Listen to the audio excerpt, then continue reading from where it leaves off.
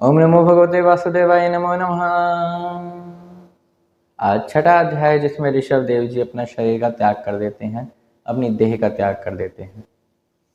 राजा परीक्षित सुखदेव जी से प्रश्न कर रहे होते हैं। कहते हैं कि जो मुनि इतने इतने वर्षों तक तपस्या करके सिद्धियां पाना चाहते हैं, उन सिद्धि को यों ही अपने पास आया देख उन्हें त्याग दिया ऋषभ देव जी ने, ऐसा क्यों? तो सुखदेव जी कहते हैं कि तुम्हारा कथन बिल्कुल ठीक है, लेकिन जो ऋषि मुनि होते हैं, योगी होते हैं, यह अपने मन पर कभी विश्वास नहीं करते। जैसे कि एक चालक ने किसी जीव को पकड़ा तो वह उस पर कभी विश्वास नहीं करेगा। यदि कोई स्त्री व्यभिचारिणी है, यानी अपने पुरुष को छोड़कर, यानी अपने पति को छोड़कर वह और पुरुषों की ओर भी ज़्यादा ध्यान देती है, तो उस स्त्री के ऊपर भी कभी विश्वास नहीं किया जाता, क्योंकि वह स्त्री तो अपने पति तक को मरवा देती है। वह स्त्री पर कभी विश्वास नहीं होता। ऐसे ही योगी लोग अपने मन पर विश्वास नहीं करते, क्योंकि जो मन है वह काम, क्रोध, लोभ, मोह, भय, माया, मत्सर, इसका सबसे बड़ा कारण ही भय है। तो इसलिए वह अपने मन पर विश्वास नहीं करते। जो यहाँ पर ऋषभ देव जी हैं, हालांकि ईश्वर के प्रभाव से हैं, मतलब ईश्वर ही है, लेकिन अपना वह प्रभाव छुपाए हुए हैं। वह जो अपना शरीर त्याग रहे हैं, तो वह योगियों को अपना देह त्याग कर सिखाना चाहते हैं। तो देह त्याग कर वह योगियों को शिक्षा दे रहे हैं इस चीज़ की। जब वह इस शरीर में है, तब वह कर्नाटक के देशों के अंदर विचरते हैं, जो कि कोंक आदि देश हैं। यह कर्नाटक के दक्षिण की ओर पड़ते हैं। तो इन देशों में जब वह विचर रहे होते हैं, तब लोग इनका मजाक उड़ाते हैं, इन्हें परेशान करते हैं और भी बहुत सी बुरी बुरी चीज़ें इनके साथ करते हैं।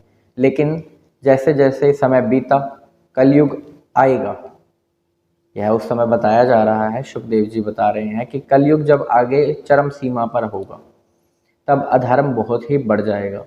अधर्म बढ़ने के कारण जो यह स्वरूप है जिसका आज लोग मजाक उड़ा रहे थे, जिस स्वरूप को परेशान कर रहे थे, हालांकि ऋषभ देव जी को इनसे कोई फर्क नहीं पड़ता था। इसका कारण यह था क्योंकि वह आत्मा में रमण करते थे, शरीर से उन्हें कोई भाव नहीं था। इस कारण से उन्होंने किसी को कुछ कहा भी नहीं। लेकिन इसी स्वरूप को जो दिगंबर बोलते हैं, जिससे कि इसमें उन्होंने वस्त्र नहीं पहने, जो राजा बाद में कलयुग में आए, उन्होंने इसी स्वरूप को ग्रहण किया वहीं के लोगों से ऋषभ देव के बारे में जानकर, और इसे पाखंड का रूप बना दिया। यानी वह इस स्वरूप को धारण कर लेते, ग्रहण कर लेते, और इसके बाद इससे कुमार्ग पर चलते, पाखंड के मार्ग पर चलते, जो कि बिल्कुल गलत है। समय के साथ कलयुग का प्रभाव ऐसा बढ़ता जा रहा है कि लोगों की बुद्धि दिन ब दिन घटती जा रही है। उनकी हाइट के साथ, उनके कद के साथ उनकी बुद्धि भी कम हो रही है। लोग स्नान नहीं करते। सबसे बड़ा दोष तो यहीं से शुरू हो जाता है कि शरीर ही शुद्ध नहीं है, तो मन तो कहाँ से ही साफ होगा फिर। स्नान नहीं करते, आचमन नहीं करते। आचमन यानी कि जब भी हम कुछ खाते हैं, पीते हैं, चाहे वो पानी ही क्यों ना हो, तो हमारे हाथ तब जूठे माने जाते हैं। तब हमें हाथ अवश्य धोने चाहिए पानी पीने के बाद भी, लेकिन इसको तो लोग मानते ही नहीं। और भी बहुत सी चीज़ें हैं कि सोते बहुत हैं।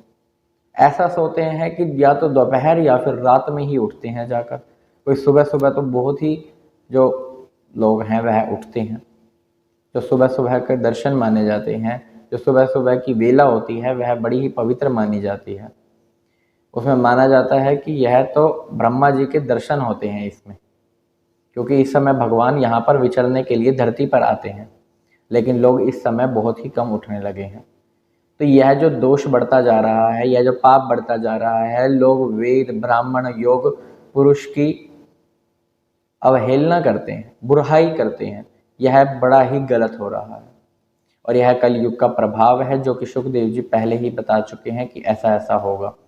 लेकिन वह वहाँ पर यह चीज़ भी कहते हैं कि अहो हमारा भारतवर्ष, यह भारतवर्ष कोई आम वर्ष नहीं है, बाकी वर्षों की तरह नहीं है। यहाँ पर स्वयं विष्णु भगवान के अवतारों ने जन्म लिया, इन जन्म से इस भूमि को पवित्र किया। यह बड़ी ही पवित्र भूमि है, क्योंकि यहाँ के जो लोग हैं श्री कृष्ण भगवान की महिमा का वर्णन करते हैं। इसी वर्णन को करके इस भूमि को पवित्र माना गया है और यहाँ पर प्रियव्रत का वंश जन्मा है, जो कि सुयश को बढ़ाने वाला है। उस वंश का जन्म हमारे भारतवर्ष पर हुआ, इसका मुझे बहुत ही गर्व है। यह भारतवर्ष, यह वह भूमि है जहाँ पर पता नहीं कितने ही सिद्ध गणों, ब्रह्मा जी, महादेव, शिव जी, विष्णु भगवान और उनके बहुत से अवतार, जिसमें उन्होंने क्या क्या कुछ कुछ सिखाया, वह सब भारतवर्ष में हुआ। ऐसे भारतवर्ष में हमारा जन्म, यह तो पता नहीं कौन से पुण्य है हमारे। फिर सुखदेव जी राजा परीक्षित को कहते हैं कि अब मैंने तुम्हें पूर्ण रूप से ऋषभ देव जी का यह देह त्याग तक का चरित्र सुना दिया है। यह बड़ा ही शुद्ध चरित्र है, बड़ा ही शुद्ध। इसको यदि कोई एकाग्र भाव से, एकाग्र चित्त से सुनता है तो उसकी समस्त पाप राशि, चाहे उसके कितने ही पाप क्यों ना हो, सब धुल जाएंगे।